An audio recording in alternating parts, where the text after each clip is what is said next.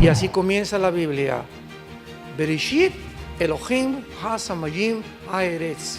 En el principio Dios hizo los cielos y la tierra en el hebreo. Son 7 palabras del versículo 1 del Génesis y el versículo del medio es el Menorá. Increíble.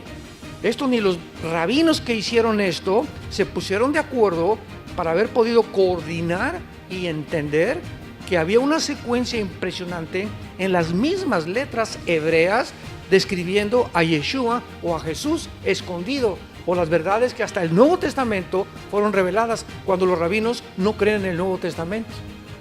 Dios hizo de la nada que aparezca la tierra, que aparezca la luz, etcétera, etcétera. Y esta es la razón por la cual ahora la ciencia comprueba que el universo tuvo un principio. Muy bien, pues vamos a continuar con la serie, ¿verdad?, acerca de el caos en el Medio Oriente. Me voy a enfocar un poquito más en la primera conferencia en esta, que no es la primera, es la segunda, tercera, cuarta, como cuarta o quinta ya, pero las profecías bíblicas, el 90% de las profecías bíblicas están intrínsecamente conectadas a la existencia y a la restauración del pueblo judío en la tierra de Israel. A continuación voy a explicar por qué escogió Dios a la nación de Israel.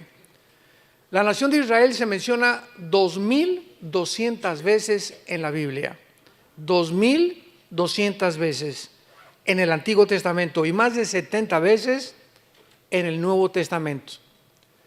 Jerusalén se menciona 800 veces en la Biblia. Y este gran enfoque sobre Israel y sobre Jerusalén nos revela el inmenso significado profético que tienen a los ojos de Dios. Porque recorremos toda la Biblia, los 66 libros de la Biblia, y encontramos el enfoque en Israel y Jerusalén. Israel y Jerusalén. Ahí comienza Dios a levantar la primera nación y termina Dios con Jerusalén e Israel en la Tercera Guerra Mundial. El renacimiento de Israel en 1948 y la recapturación de Jerusalén en la Guerra de los 6 días de 1967 ha puesto el reloj profético de Dios en marcha. En otras palabras, durante casi 2000 años, pues Israel fue exiliada a todas las naciones del mundo. Y comenzó a nacer esta teología que hablamos ayer del reemplazo, donde ya Dios se ocupó, ya no quiere nada con Israel, los judíos mataron a Cristo, ellos son los culpables de la muerte de Cristo, la iglesia ha sustituido y ha tomado el lugar de Israel. Y ahí vamos caminando todos y de repente en 1948 otra vez Dios manda un enfoque, una luz del cielo y vemos el milagro más grande de la historia, el regreso del pueblo judío a su tierra. ¿Quién se lo iba a imaginar? De casi 2000 años de exiliados. Y el 14 de mayo de 1948, todos los ojos otra vez sobre la nación de Israel. En un día, nunca esto ha pasado en la historia, en un día se forma una nación libre, soberana e independiente. 14 de mayo 1948. Entonces se vuelve otra vez el enfoque de Israel, vienen las guerras de los árabes contra ellos, el 56, el 67, recapturan Jerusalén, tuvieron que entregar la otra mitad de Jerusalén porque las Naciones Unidas les obligaron, pero otra vez se vuelve a enfocar hacia Israel y vemos desde el 48 a nuestros días, mucha gente me ha preguntado, ¿cuándo considera usted que las profecías bíblicas finales comenzaron a cumplirse? Y les contesto sin lugar a dudas, a partir de 1948. ¿Por qué? Porque si Israel, escuchen esto, si Hitler hubiera exterminado a los judíos, todas las profecías finales no se hubieran cumplido. Si Hitler hubiera exterminado a los judíos, ¿quién iba a perseguir al final de la tribulación a los judíos si no es el anticristo? Tenían que existir como nación. Si Israel no hubiera regresado en el 48, ¿cuál es la construcción del tercer templo? Porque está profetizado que van a construir el tercer templo. Es más, ya tienen casi todo listo en Israel para la reconstrucción del tercer templo. Entonces, todas estas profecías ubicadas al final de la historia tenían que cumplirse, pero para ello tenía que Israel regresar a su tierra después de casi 2000 años de exilio. Entonces, esto es de una forma, como dicen en inglés, amazing, es una forma asombrosa. Veamos en Isaías 44 esta profecía de hace 2700 años, donde Dios lanza un desafío, Dios lanza un reto para todas las gentes que dudan de que realmente la Biblia sea la palabra de Dios y no el libro del Mormón, ni tampoco el Corán, ni el Mahajanivana Sutta, ni los Vedas, ni el Tripitaka de Buda.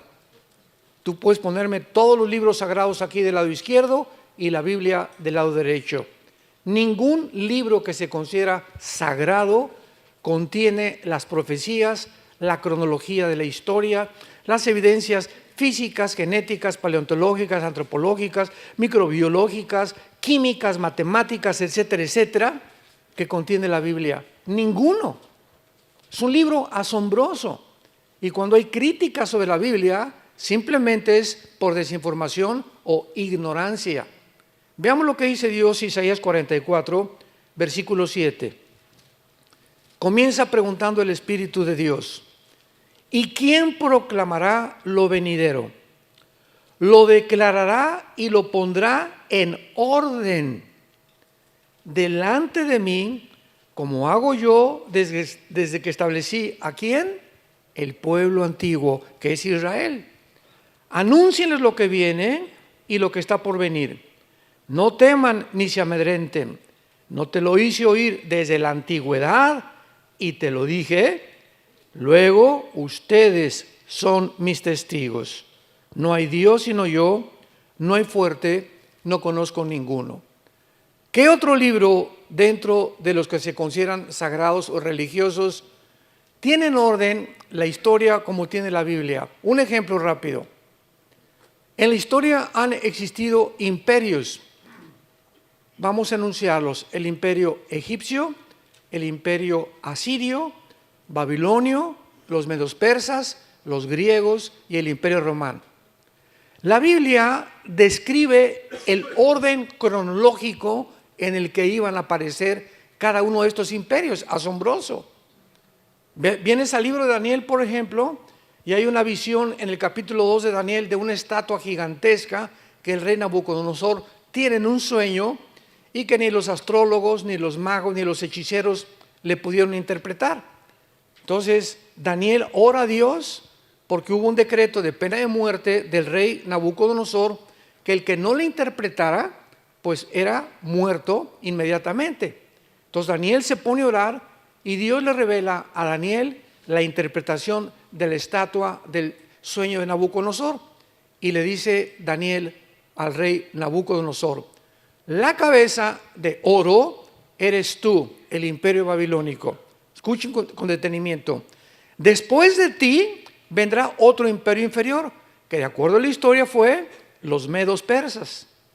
Y el pecho y los brazos de plata son los medos persas. Después de ti, la cintura, que era de otro metal, el bronce, va a venir otro imperio que fue el imperio griego. Y las dos piernas de hierro será un cuarto imperio fuerte, que fue, de acuerdo a la historia, el imperio romano.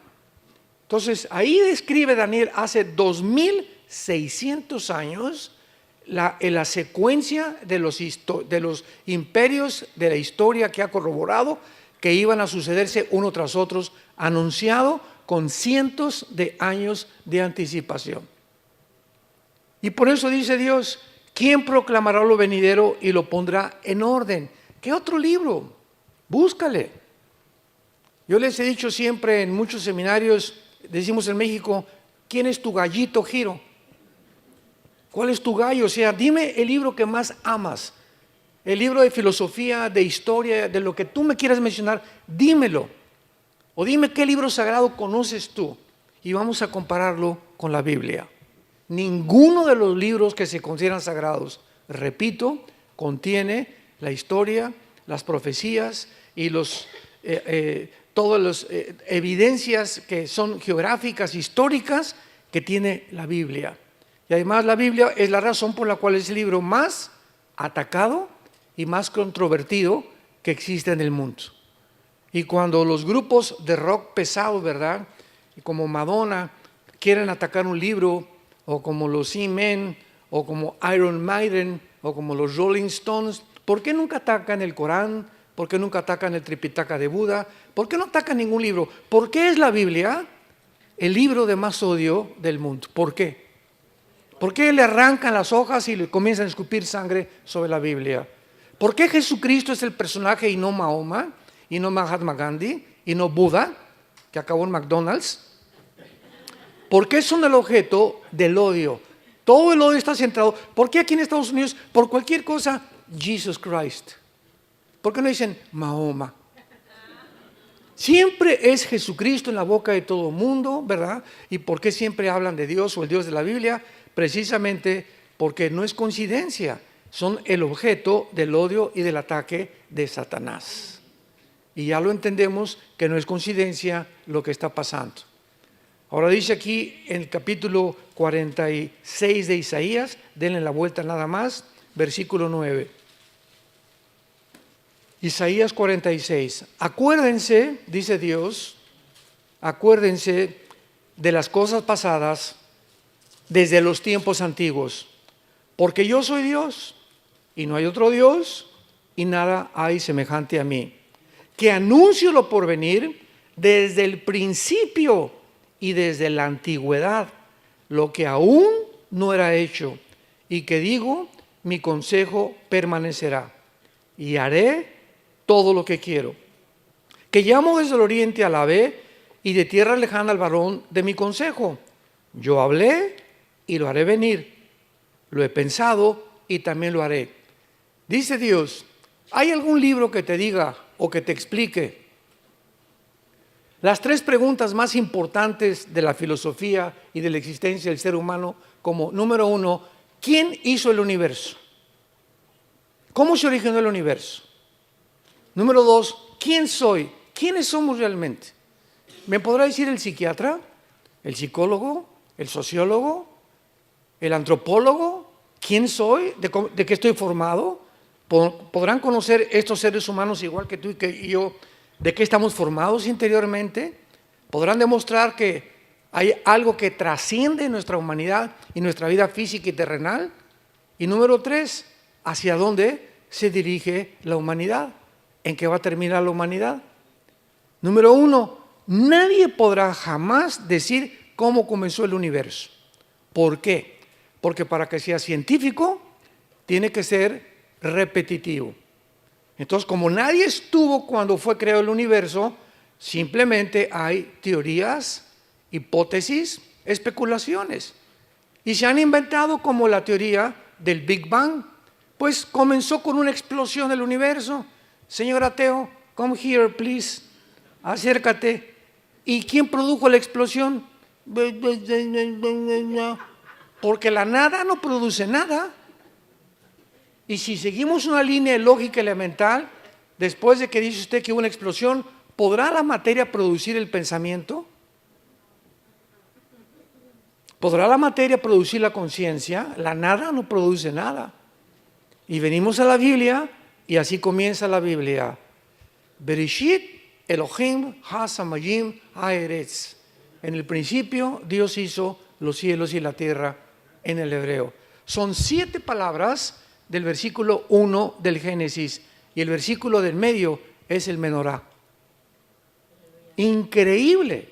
Esto ni los rabinos que hicieron esto se pusieron de acuerdo para haber podido coordinar y entender que había una secuencia impresionante en las mismas letras hebreas describiendo a Yeshua o a Jesús escondido, o las verdades que hasta el Nuevo Testamento fueron reveladas cuando los rabinos no creen en el Nuevo Testamento.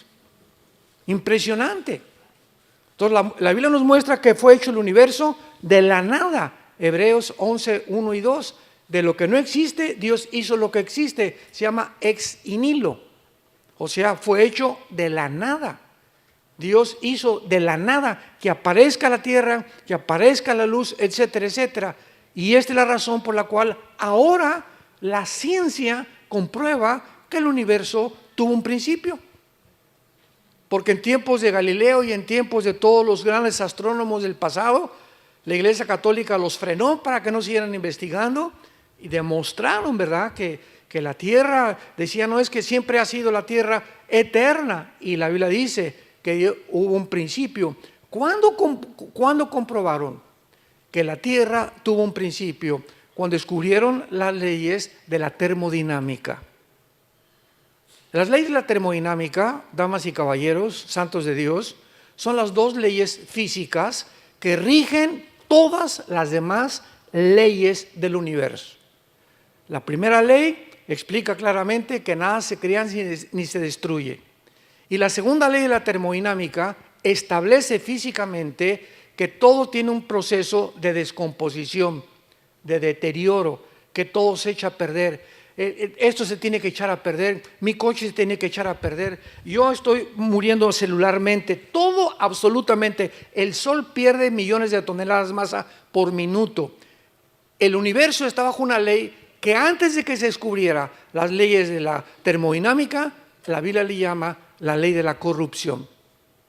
Todo tiende a echarse a perder, todo tiende a corromperse, tal como la Biblia lo estableció miles de años antes que ni siquiera se descubriera la física.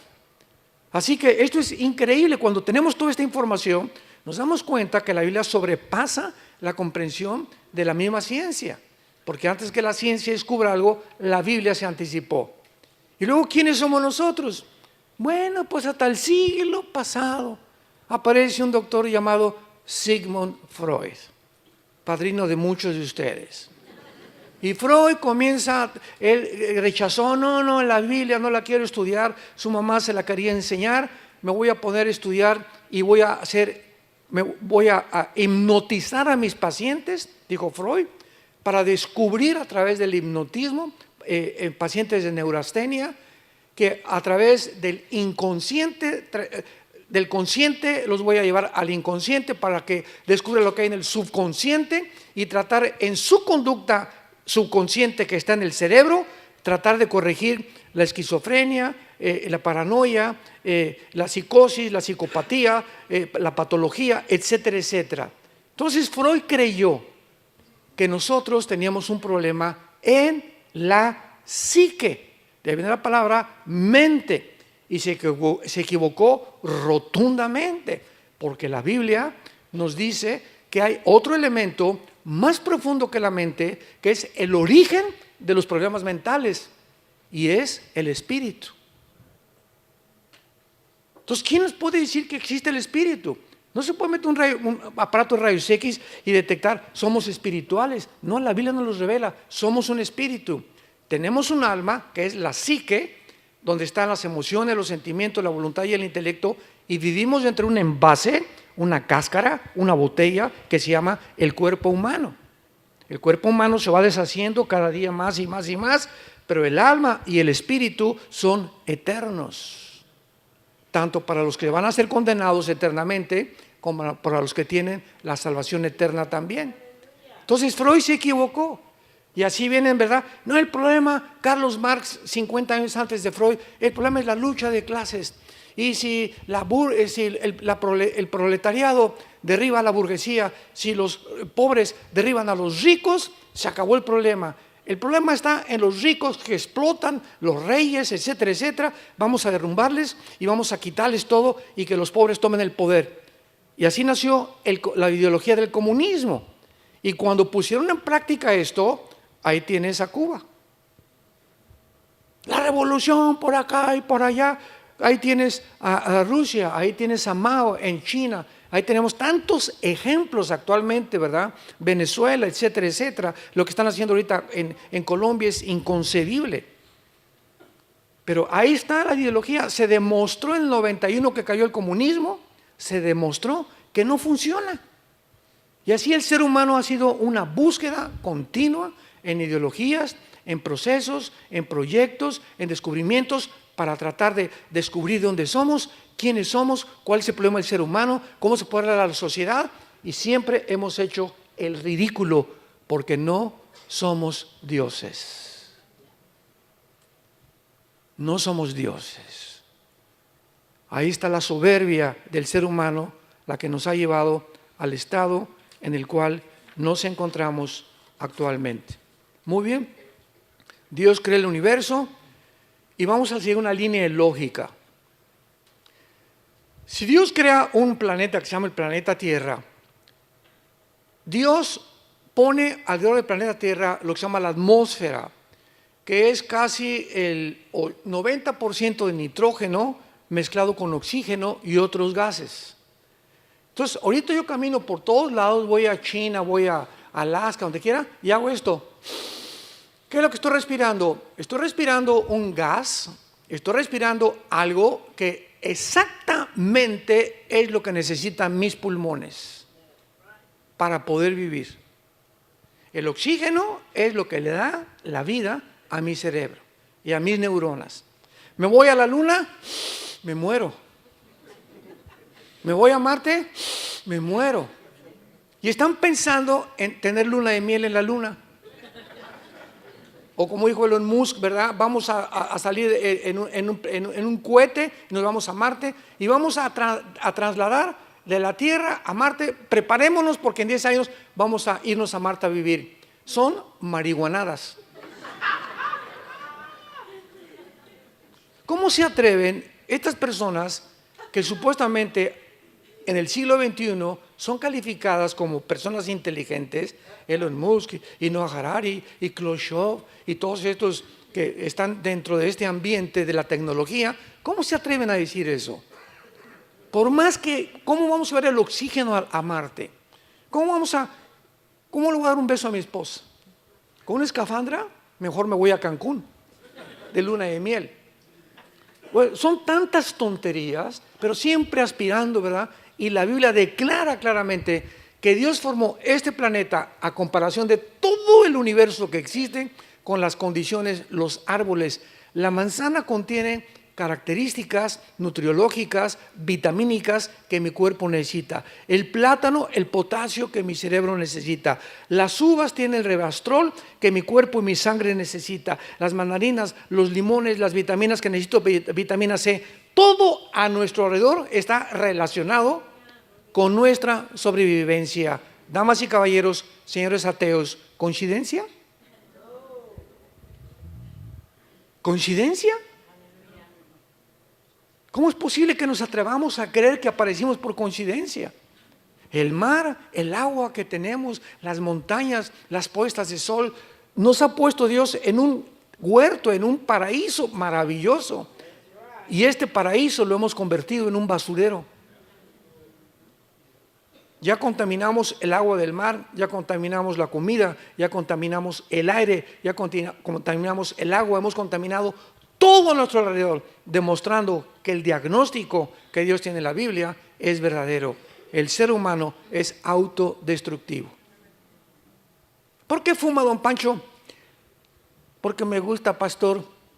Oye, ¿qué dice la cajetilla? Este producto es nocivo para la salud. ¿Qué no le ha leído? Chichepo. ¿Y entonces por qué sigue fumando? Porque me gusta. O sea, su razón no funciona. Mi razón me dice, me estoy envenenando, pero mis gustos y mis pasiones dominan mi manera de pensar, demostrando que somos autodestructivos. ¿Por qué se emborracha, don Pancho? ¿No sabe que el alcohol le da cirrosis, el hígado, el estómago, los pulmones, la garganta, el esófago, la tráquea, la lengua, los ojos van a parecer calavera en 5 años cuando los tenga usted de tanto tequila que toma? Sí, lo sé. ¿Y por qué se sigue emborrachando? Si sabe que está echando a perder su vida, echando a perder su matrimonio, sus hijos y su trabajo, ¿por qué lo hace? Porque me gusta.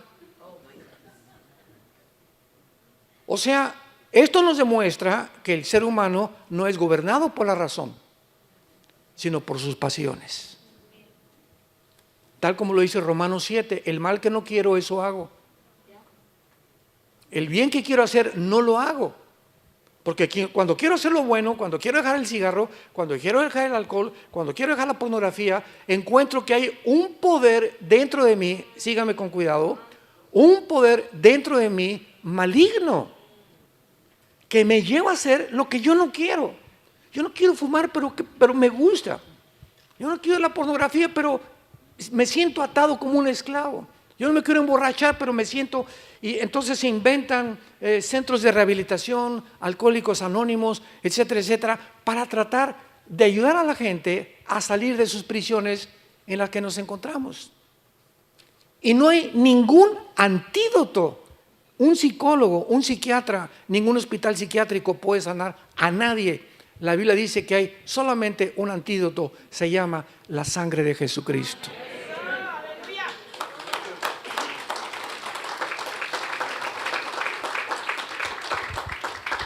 El 99% de los hospitales psiquiátricos tratan a sus pacientes con pastillas tranquilizantes, drogados. No hay otra manera de controlarlos más que a través de Ecuanil, Seconal, Prozac, etcétera, etcétera. Porque no hay métodos. El ser humano no puede cambiar a ninguna otra persona. Le quitan el cigarro, le quitan el alcohol, pero sigue mintiendo y sigue haciendo aquello y sigue golpeando a la esposa, etcétera, etcétera. Es como cortar ramas.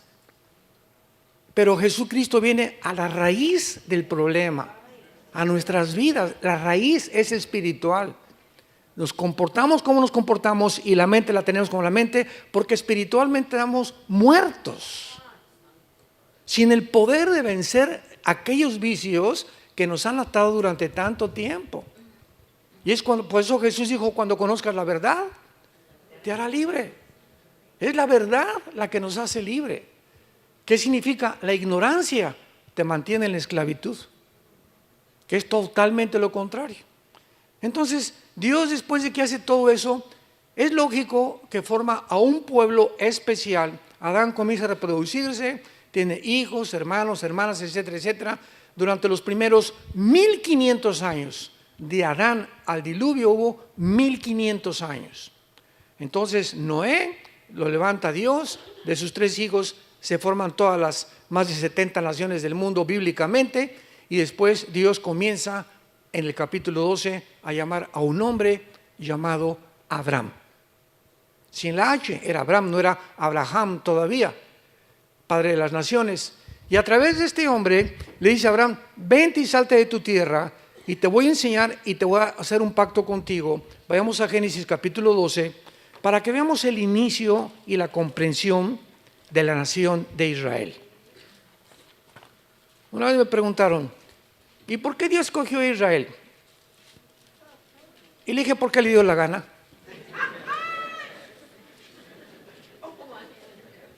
¿Y por qué no España? Si hubieran sido España, ¿y por qué no los franceses?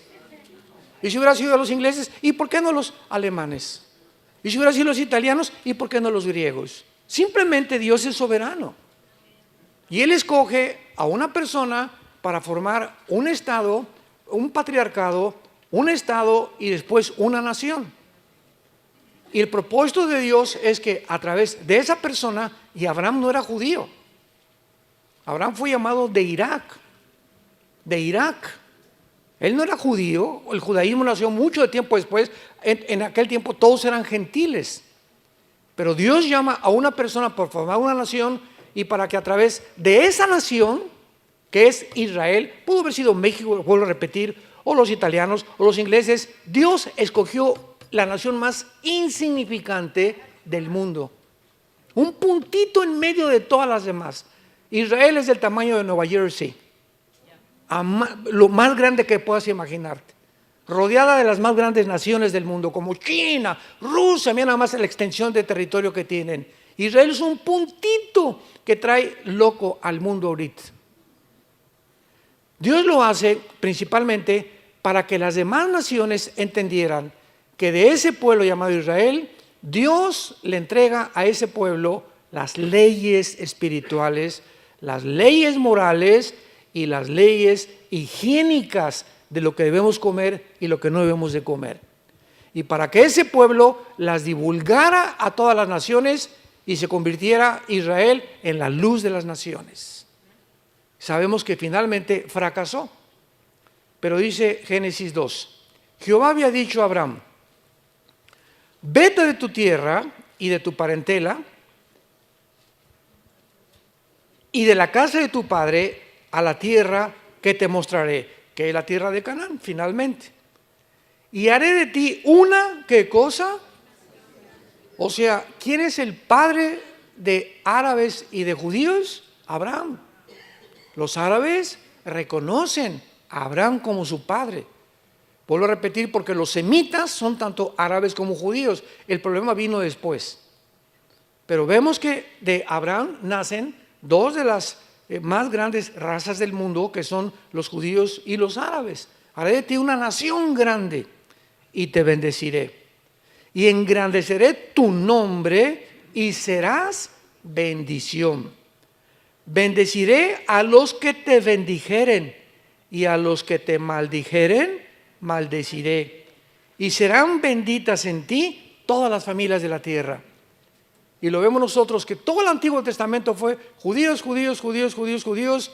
Bien, entonces rechazan al Mesías que Dios les envió y Dios ahora se vuelve a los gentiles. Y la promesa estaba desde Génesis 12. Serían benditos no solamente los judíos, a través de Abraham Dios bendeciría al mundo entero. Porque de Abraham vendría el Mesías prometido en Génesis 3:15. La Biblia está intrínsecamente relacionada con la genética. Con la genética. Porque cuando nace Jesucristo se le aparece el ángel Gabriel a María y le dice, María, no te asustes, te va a comenzar a crecer la pancita. Y le contesta María, ¿verdad? Imagino que le habría dicho, pero no hemos ido ni a Cancún de luna de miel. Estaban desposados, estaban comprometidos nada más.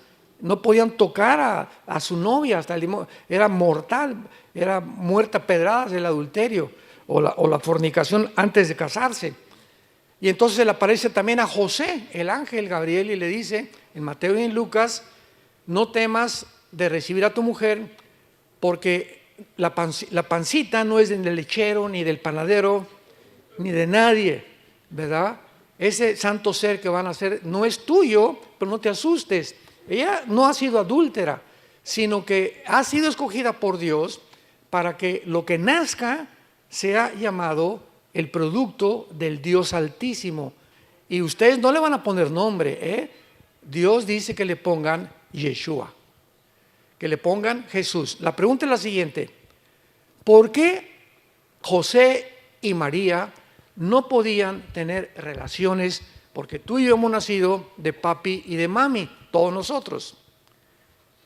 ¿Por qué Jesús no podía nacer de la relación física entre un hombre y una mujer como toda la raza humana?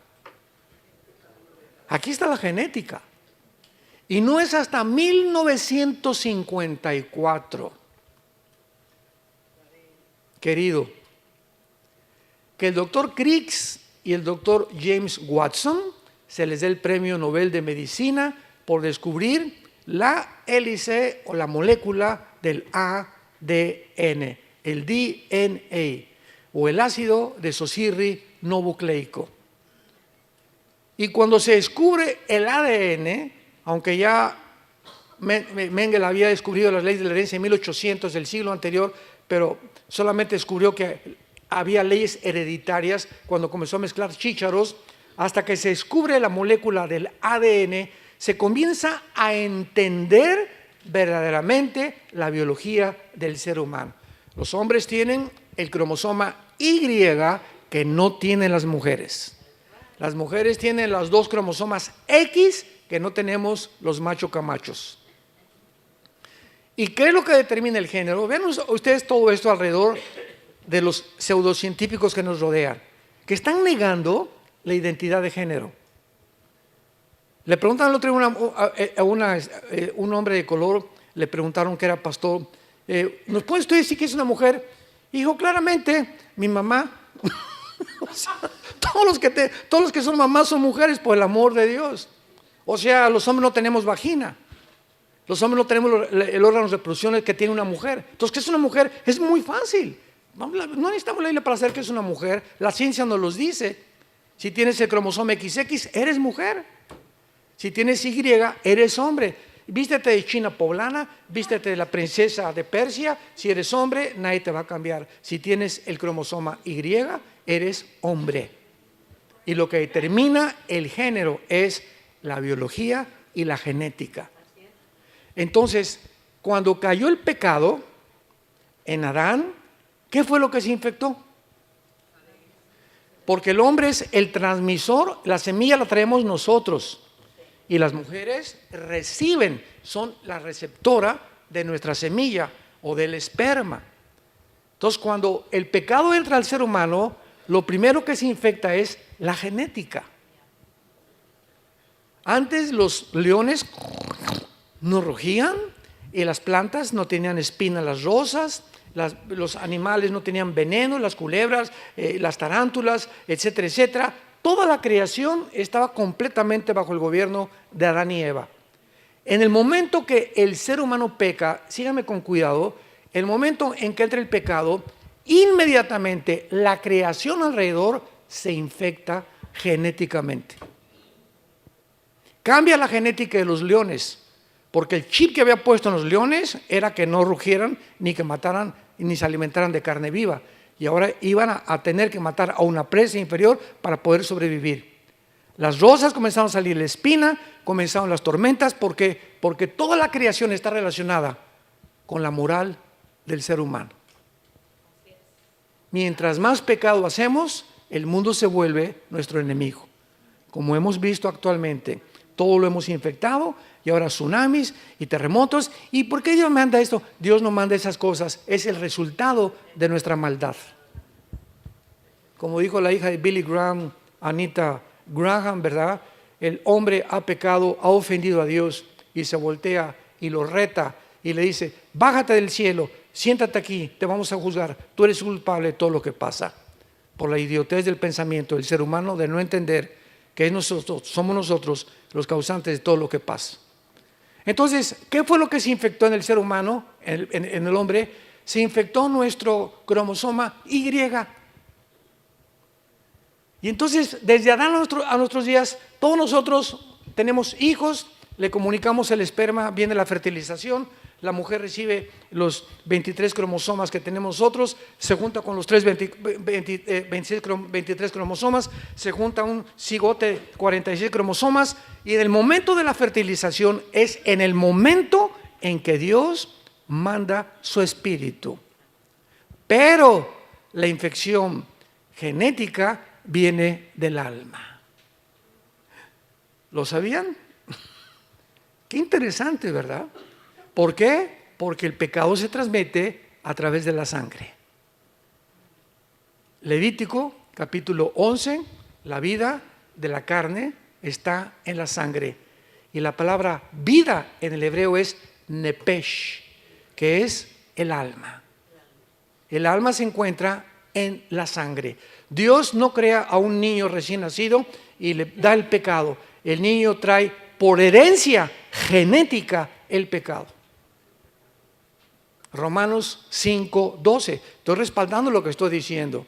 Dice Romanos 5:12 Pablo: así como el pecado entró al mundo por un hombre. Escuchen, hace 2000 años que escribió Romanos. Así como el pecado pasó, ahí está hablando de una transmisión. El pecado pasó a todos los hombres y por eso tenemos que morir. Entonces, ¿cómo pasó? No se puede descubrir ese paso, esa transmisión, hasta que se descubrió la genética. 1954. El pecado se transmite genéticamente. Y hace poco, la semana pasada, mi esposa le enseñé un video que me mandaron, donde se acaba de descubrir, con tanta tecnología que hay ahorita, que en el momento de la fertilización, el óvulo así lo filmaron con unas cámaras especiales. Comienza por primera vez, esto es único en la ciencia moderna, comienza el óvulo a emitir una luz que nunca habían visto y comienza a ser así, mandando luz. Ahí traigo en mi DS, se los mando si quieren. Comienza el óvulo a hacer así, a mandar luz. Y la ciencia ahí se quedó, ¿no? Y le dije a mi esposa, mira lo que dice el Salmo 139, mi embrión vieron tus ojos. Porque ahorita los médicos, ¿cuándo comienza la vida? Al mes, a los 2 meses, a los 4 meses. ¿Sabes qué? Nadie puede saber cuándo comienza la vida más que Dios. Y bíblicamente, el momento de la fertilización, somos seres humanos. En el momento de la fertilización, ahí se encuentran todos los componentes genéticos y todo el ADN que va a decir, tus orejas van a ser de papalote y vas a tener la boca trompudo y vas a tener el pelo así, de esta estatura, tu color de piel, todo está potencialmente, genéticamente, ya tú vas a hacer hígado, tú vas a hacer corazón, tú vas a hacer páncreas, tú vas a hacer riñones, todo está programado desde que los 23 cromosomas de mi papá y los de mi mamá se juntaron y formaron. Y el momento de la fertilización, Dios hace esto. Y comienza a brillar, porque el espíritu viene de Dios. Cuando mi perro se juntó con mi perra, no hizo Dios así. Cuando el gato se juntó con la gata, Dios no hizo. Ni cuando el caballo se juntó con mi yegua, tampoco hizo Dios. Porque nadie fue creado a imagen y semejanza de Dios más que nosotros. Es la gran diferencia entre nosotros y los animales. Entonces, José traía el cromosoma Y infectado. Entonces, si hubiera tenido relaciones con María, Jesús hubiera nacido en pecado. Y el Mesías no podía nacer en pecado. Porque en la cruz tenía que morir uno que era Dios y tenía que ser hombre. Número 1, tenía que ser Dios porque si Jesús no hubiera sido Dios, Dios es el único que perdona pecados. En la cruz no podía morir un ángel, ni el Papa Juan Pablo II, ni tu padrino Francisco, ni la Virgen del Socorro, ni Abraham, ni Isaac, ni Jacob, ni un ángel, ni un querubín. Nadie podía estar en la cruz pagando por nuestra maldad más que Dios mismo. Y al mismo tiempo que tenía que ser hombre, porque para que pudiera identificarse con nosotros, tenía que haber nacido de una mujer. Entonces Jesús era 100% Dios y 100% humano. Tenía las dos naturalezas. Tú eres 100% humano y eres 100% criatura creada a la imagen de Dios. El anticristo va a ser 100% humano y 100% satánico, porque lo va a poseer un principado satánico al anticristo.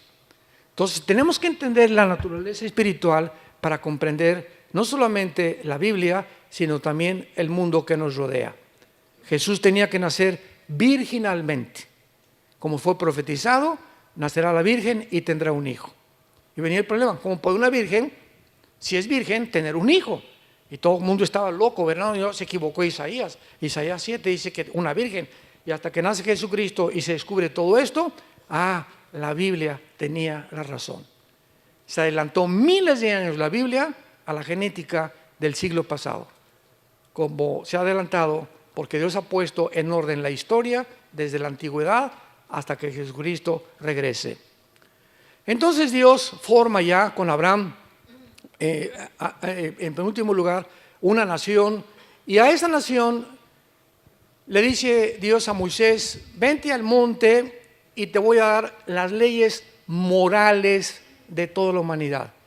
Y ustedes se van a encargar de repartir estas leyes a todo el mundo, a todas las naciones. Adorarás a Dios con todo tu corazón, los 10 mandamientos, etcétera, etcétera, son las leyes morales de Dios. Si Dios, es lógico, Él tiene que legislar la moral. Porque el hombre no es capaz de distinguir qué es bueno y qué es malo. Veamos ahorita el siglo XXI. No, tú realmente no eres hombre, eres mujer. No eres mujer, eres hombre. No, realmente los culpables no son los de Hamás, son los judíos. No, no es cierto, son los palestinos. No, no es cierto, son los chinos. No es cierto, es mi suegra la culpable. No es cierto, tú eres el que me ha llevado a emborracharme, vieja. Si tuviera otra esposa, ¿verdad? Y otra vieja mejor que tú, no sería el borracho que soy. Siempre estamos buscando huir de nuestra responsabilidad. Cuando un ser humano alcanza y llega a la responsabilidad, comienzas a madurar. La razón por la cual las cárceles están llenas de delincuentes es porque todos dicen: el mundo está contra mí. Esta es la característica de la delincuencia juvenil. Todos se sienten víctimas de la sociedad. Soy así porque mi papá era marihuano. Soy así porque mi mamá era prostituta. Soy así porque me violaron a los 8 años. Soy así. ¿Sabes una cosa? Tú no puedes seguir viviendo de esta manera. Si tú mantienes ese rencor y esa amargura en tu alma, creyendo que hay una fuente fuera de ti que ha hecho lo que tú eres, te olvidas que la gracia de Dios es más grande. Y que para eso vino Jesucristo. Vengan a mí los que están cargados de culpa, de vergüenza, con conciencias que te atormentan, y aquí y allá, y yo te haré descansar. Es el mensaje que Dios te dice: ven a mí. A eso vine al mundo, a poder limpiar tu conciencia de todo lo que en tu pasado el mundo tal vez lo hicieron, pero yo puedo quitarte esto y hacerte una nueva criatura. Porque el que está en Cristo, nueva criatura es. Entonces Dios le da las leyes morales, los 10 mandamientos, las leyes higiénicas. Levítico capítulo 11, no coman cuche, o puerco, o cerdo, no sé cómo le llaman aquí. No coman, y pasan los años y se descubre que la carne de puerco tiene colesterol. Nadie sabía qué era el colesterol. Y comienzan a descubrir: no comas azúcar, las conchas de la tía rosa y los guris, etcétera, etcétera, porque el azúcar es el veneno más grande que hace que el cáncer sobreviva. El azúcar te echa a perder la sangre. Una Coca-Cola tiene 250 gramos de azúcar. Tú te tomas una Coca-Cola hoy, una Coca-Colita. Un mes tiene que pasar, todo ese azúcar se va a tus riñones. Y como se va a tus riñones, y el riñón está diseñado por Dios, los 2 riñones, para que asimilen las cosas que Dios nos dio, el agua de limón, agua de Jamaica, etcétera, etcétera, jugos. Entonces los riñones se intoxican, porque no pueden trabajar con ese azúcar en tus riñones. Y entonces te comienzas a sentir cansado. Ay, hermano, leo la Biblia y me duermo. Me duermo en los domingos, me siento cansado, no tengo ganas de nada. ¿De dónde viene la falta de energía? Estás azucarado.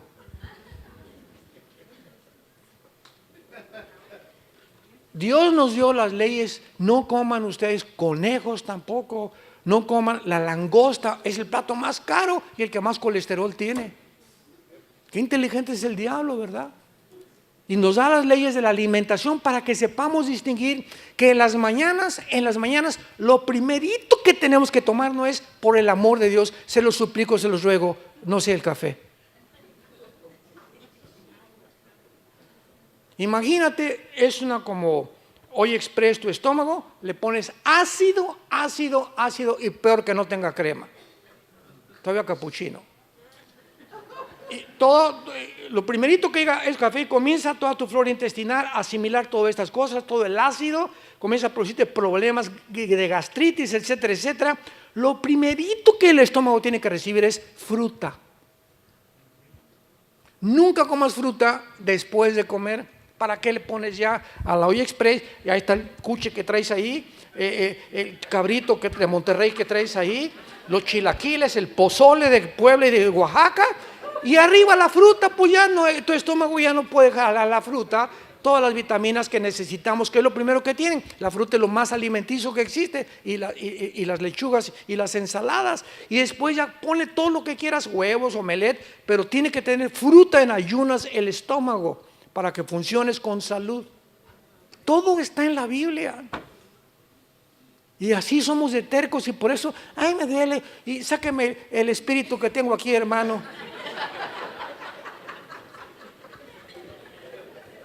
Señor de los cielos, espíritu de retortijón. Dios le da las leyes morales a Dios, las leyes higiénicas, y Dios en Deuteronomio le da las leyes civiles de cómo gobernarnos. ¿Cómo debe un gobierno gobernar al pueblo? Y esta bendición se encuentra no en el derecho romano, no en los griegos, se encuentra en la Biblia. Antes que el derecho romano y antes que los griegos y antes que todo, la Biblia es el origen de la formación y las leyes que Dios anhelaba que el ser humano las asimilara, las comprendiera, pero es imposible asimilarlas sin tener el Espíritu Santo en tu corazón. Y es lo que en esta mañana Dios quiere que tú entiendas, que esta nación fue escogida por Él precisamente para que pudieras a través de la Biblia, porque la Biblia viene de los judíos. Cristo era judío, los primeros apóstoles eran judíos, la primera iglesia fue judía. Y te bendeciré a los que te bendijeren. Y a través de la historia, todas las naciones que han maldecido y las personas a Israel han recibido la maldición. Ahí está el peligro del antisemitismo. No seas tú una persona que se encuentre maldiciendo al pueblo escogido de Dios. Oremos por Israel, oremos por los palestinos, oremos por los árabes, oremos por los mexicanos, oremos por esta nación, porque somos un pueblo que tenemos que interceder por todas las naciones del mundo. Pero nunca maldigamos ni a Israel ni a los mexicanos. Nunca salga de tu palabra y de tu boca ninguna maldición hacia ninguna persona, porque cuando tú maldices a alguien se te regresa como un boomerang. Lo que tú siembras tienes que recoger. Oremos. Señor, gracias en esta mañana por tu palabra. Ustedes son mis testigos, dice tu palabra, que tú eres Dios. Y recibirán poder cuando el Espíritu Santo venga sobre ustedes. ¿Con qué propósito has entrado a vivir en nuestra vida, Señor? Para ser testigos. Principalmente para dar al mundo a conocer tu amor en esa cruz.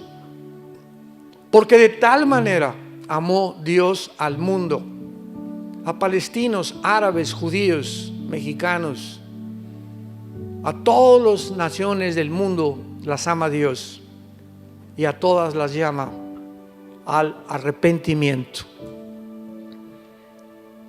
Dios quiere entrar a tu vida en esta mañana y convertirte en un testigo. Un cristiano es una persona que habla de Cristo.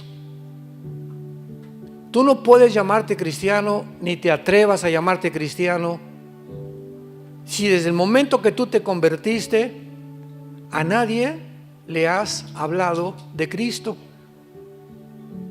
No somos cristianos de la secreta.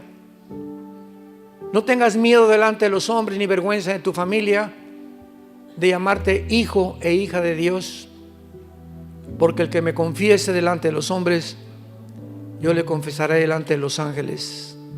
El que me niegue delante de los hombres, por amar más la gloria de los hombres, le negaré también delante de los ángeles. Te damos gracias, Jesús, por tan grande sacrificio. Fuiste crucificado, enterrado y resucitado a los 3 días. Y en este momento estás tocando la puerta de los corazones de los que te escuchan. Es Dios el que en este momento te está llamando y te está diciendo: ven a mí y encontrarás paz y descanso para tu alma. ¿Qué tengo que hacer? Me preguntarás, para yo tener a Jesús y el día que muera, morirme en paz, sabiendo que mis pecados han sido perdonados.